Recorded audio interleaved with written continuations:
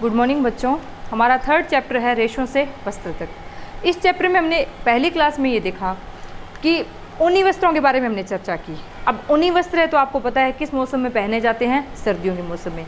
कोई एग्जाम्पल आपसे पूछे तो आप क्या बताएंगे? स्वेटर है, शॉल है, मफलर है, यानी ऊनी गर्म वस्त्र होते हैं।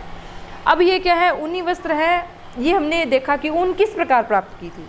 तो ये क्या थे? जांतव रेशे, यानी जंतु से प्राप्त होने वाले रेशे हैं। उन रेशों से क्या बनाया जाता है? ऊनी धागे तैयार किए जाते हैं। आज हम पढ़ेंगे रेशमी वस्त्रों के बारे में। अब रेशम है तो रेशम भी एक जंतव रेशा है, यानी जंतु से प्राप्त होने वाला रेशा है। इस रेशे को प्राप्त करने की जो एक प्रोसेस है, उसमें उस प्रोसेस को क्या नाम दिया जाता है? रेशम कीट पालन। रेशम धागा या हम कहें रेशा, ये कैसे प्राप्त होता है? रेशम कीट से। और इसे जो प्राप्त किया जाता है प्रोसेस है, रेशम कीट का जो पालन किया जाता है, इसलिए इसे क्या कहते हैं? रेशम कीट पालन। अब रेशम कीट पालन है, इसलिए क्या किया जाता है? शहतूत के पौधे की आवश्यकता होती है। यानी रेशम कीट है, ये कहाँ ग्रोथ करता है? शहतूत के पौधे पर, क्योंकि रेशम कीट का भोजन क्या होता है? शहतूत के पौधे की ताज़ा पत्तियाँ, फ्रेश लीव्स या पत्तियाँ। और ये जो रेशम कीट पालन है या रेशम कीट है, रेशम कीट से क्या तैयार होता है? फाइबर।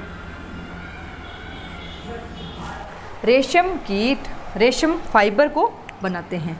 रेशम कीट क्या बनाते हैं? रेशम फाइबर। और इसी से आगे क्या किए जाते हैं? रेशम के वस्त्र तैयार किए जाते हैं। और ये रेशम कीट पालन है, ये भारत का व्यवसाय है।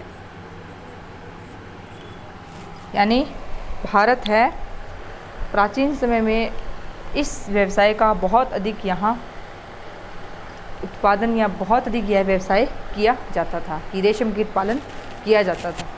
अब ये रेशम कीट पालन में सबसे पहले हमें क्या आवश्यकता है कि हमें रेशम कीट पालन के लिए सबसे पहले तो शहतूत के पौधों की आवश्यकता होती है। उसके बाद में क्या किया जाता है कि इस रेशम कीट पालन के लिए रेशम कीट पालन के लिए सबसे पहले मादा रेशम कीट से अंडे प्राप्त करने होते हैं। फिर इन अंडों से क्या निकलता है? लार्वा। इस अवस्था को हम क्या कहते हैं? कैटरपिलर। मादा रेशम कीट अंडे देती है। इन अंडों से क्या है? एक लार्वा अवस्था निकलती है, जिसे हम क्या कहते हैं? कैटरपिलर, या हम इसे एक और नाम भी देते हैं, इल्ली। ये कैटरपिलर क्या है? आकार में वृद्धि करता है, बड़ा होता रहता है। ये अपने जीवन की अगली अवस्था में प्रवेश करता है और ये शहतूत के पौधे पर इन्हें रखा जाता है, या शहतूत की पौधे की पत्तियां इन्हें प्रोवाइड करवाई जाती है। तो ये क्या करेंगे? अब आकार में वृद्धि करेंगे और उन शहतूत की पौधे की पत्तियों को अपने भोजन के रूप में ग्रहण करना शुरू करते हैं और ये अपने आकार में वृद्धि करते हैं। और इस प्रकार जब ये अपने आकार में वृद्धि करते हैं तो ये अपने चारों ओर एक जाल सा बुन लेते हैं, और ये इनकी अवस्था कौन सी आ जाती है? प्यूपा अवस्था आ जाती है कि ये रेशम कीट है, ये अपने चारों ओर एक जाल बुनना शुरू कर देते हैं। इस अवस्था को हम क्या कहते हैं? यहाँ प्यूपा अवस्था। इसमें ये क्या है? इस प्रकार अंग्रेजी के 8 के अक्षर की तरह इनकी आकृति हो जाती है। मादा रेशम कीट अंडे देती है। इन अंडों से लार्वा निकलता है, जिसे हम कैटरपिलर या इल्ली कहते हैं। ये लार्वा बहुत छोटी अवस्था होती है। ये धीरे धीरे भोजन ग्रहण करता है, आकार में वृद्धि करता है। और इसका भोजन क्या है? शहतूत के पौधे की फ्रेश या ताज़ा पत्तियाँ इसको प्रोवाइड करवाई जाती हैं और ये आकार में वृद्धि करता है। तो नेक्स्ट अवस्था क्या कहलाती है? प्यूपा अवस्था। इस अवस्था के दौरान इसकी आकृति 8 जैसी होती है, जिसमें ये एक सिरे से दूसरे सिरे की ओर इस प्रकार वृद्धि करता है कि अपने चारों ओर एक रेशम का जाल बुन लेता है या एक प्रोटीन का स्राव करता है। इसके चारों ओर यहाँ किसका स्राव होता है? यहाँ प्रोटीन का।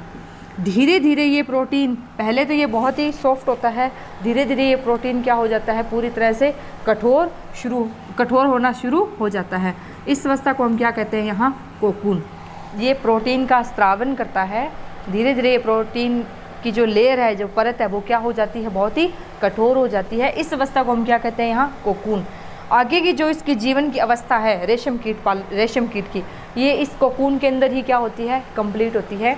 ये कोकून में रहकर ही भोजन ग्रहण करता रहता है और अपनी वृद्धि भी करता है, और इसी में ही ये क्या है, फाइबर युक्त रेशम का निर्माण करता है। फाइबर युक्त रेशम का निर्माण करता है। फाइबर एक प्रोटीन का नाम होता है। फाइबर युक्त रेशम का निर्माण करता है और ये रेशम का धागा बहुत अधिक मजबूत होता है। फिर बहुत से रेशम कीट पालन, जब हमने एक व्यवसाय हम कर रहे हैं, उनसे रेशम को प्राप्त किया जाता है और आगे की प्रोसेस में इसे मशीनों द्वारा इसकी फिनिशिंग दी जाती है और इससे विभिन्न तरह के अलग अलग वस्त्र, पोशाक तैयार की जाती है। रेशम कीट है, इनमें भी अलग अलग क्वालिटी होती है। टसर रेशम होता है, मूंगा रेशम होता है। इस प्रकार ये क्या होते हैं, इनमें रेशम के अलग अलग टाइप्स होते हैं। तो हमारे इस चैप्टर में हमने पहले ऊनी वस्त्रों के बारे में चर्चा की। अब सेकंड क्या है हमारे पास, यहाँ रेशमी वस्त्र। सेकंड हमारे पास यहाँ है रेशम कीट पालन। ये हमारी यहाँ तक कंप्लीट होता है। आज हमारा ये चैप्टर भी कंप्लीट होता है। तो आप बहुत सुंदर अच्छी हैंडराइटिंग में अपना होमवर्क कंप्लीट कीजिए।